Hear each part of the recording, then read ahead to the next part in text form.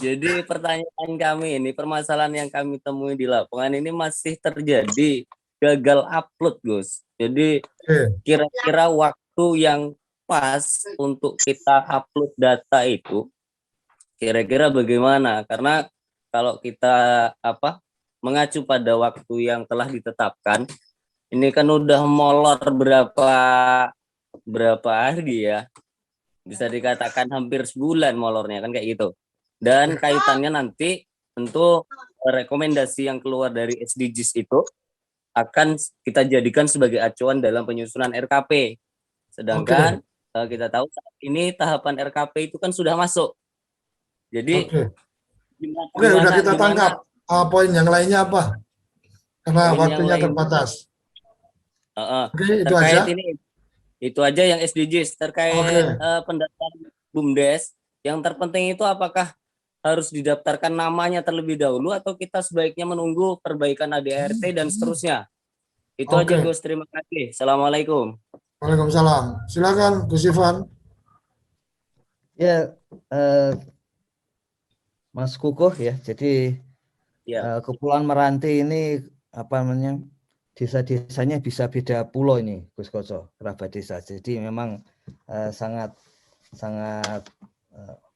tidak semudah dengan yang ada di wilayah dekat perkotaan di Jawa misalnya begitu.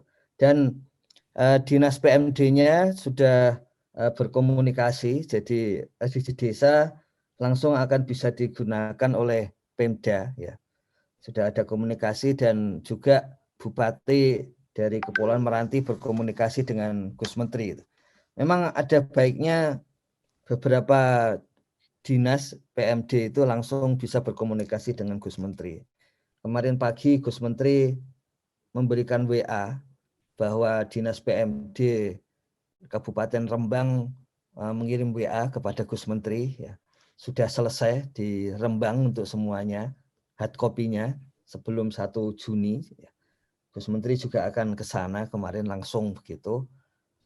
Dan memang data SDGs saat ini sudah benar itu ada kepala desa yang secara spontan ketika ditanya oleh orang yang sebetulnya wartawan tapi kepala desanya nggak tahu gitu. Itu semua jawabannya itu berbasis data terbaru SDGs gitu. Jadi ada yang ditanya berapa jumlah penduduknya. Kalau menurut SDGs desa sekian gitu. Jadi nah di Rembang itu ada satu desa yang terkoreksi sampai hampir 1000 ya. Karena jumlah penduduk karena tadinya dari siaknya itu jumlah penduduk yang meninggal belum dihapus gitu. Jadi dengan SDGs sampai 1000.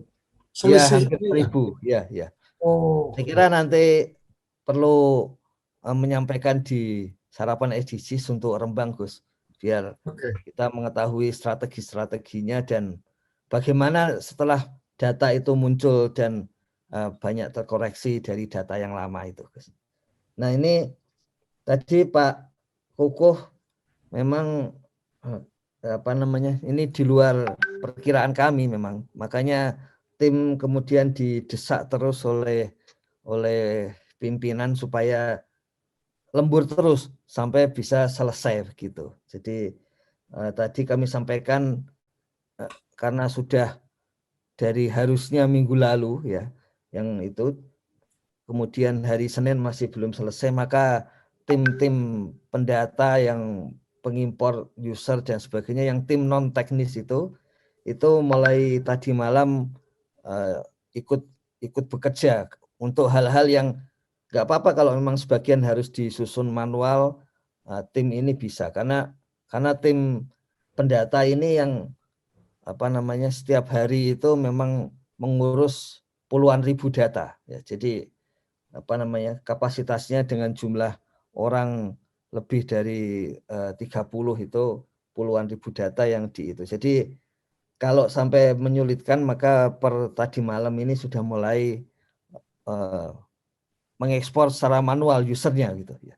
Karena tadi kami sampaikan ada perbedaan engine supaya lebih cepat, tapi konfigurasinya masih belum pas, masih ada yang kurang-kurang gitu.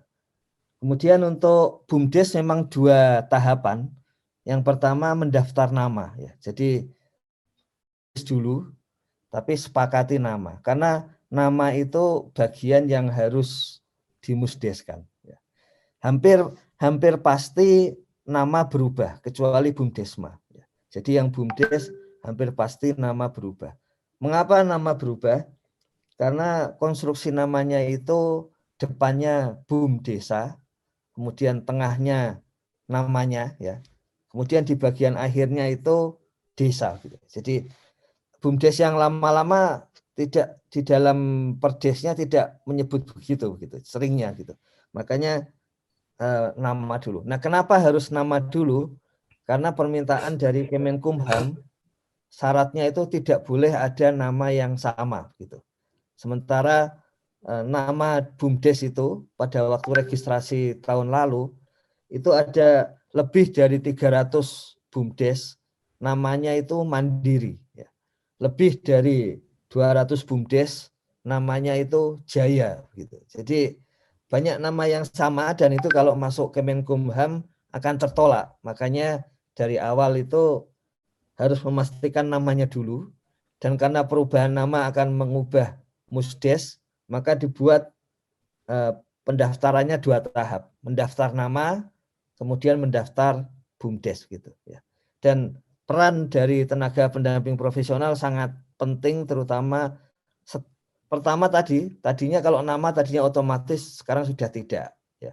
Jadi memastikan bahwa namanya sudah disetujui Kementerian Desa. Ada 2 cara Kementerian Desa akan mencek ya. Kalau menurut Bu Lina targetnya itu 1 hari 1 verifikator itu 10 nama. Ada 20, ada 40 tenaga PNS, berarti ada 400 per hari. Jumlah BUMDes tadi kita lihat sudah 6.500 yang mendaftar. Cara yang kedua, langsung menghubungi Kementerian Desa. Kalau sudah yakin namanya benar, tidak ada perubahan, aktif menghubungi Kementerian Desa. Ya. Sama seperti tenaga pendamping profesional yang langsung mengirim WA kepada Pak Yusra seperti itu. Ya. Kalau memang itu urgent, segera mau ada musdes untuk BUMDes, segera hubungi saja. Tidak usah ragu-ragu gitu. Ya. Seperti itu.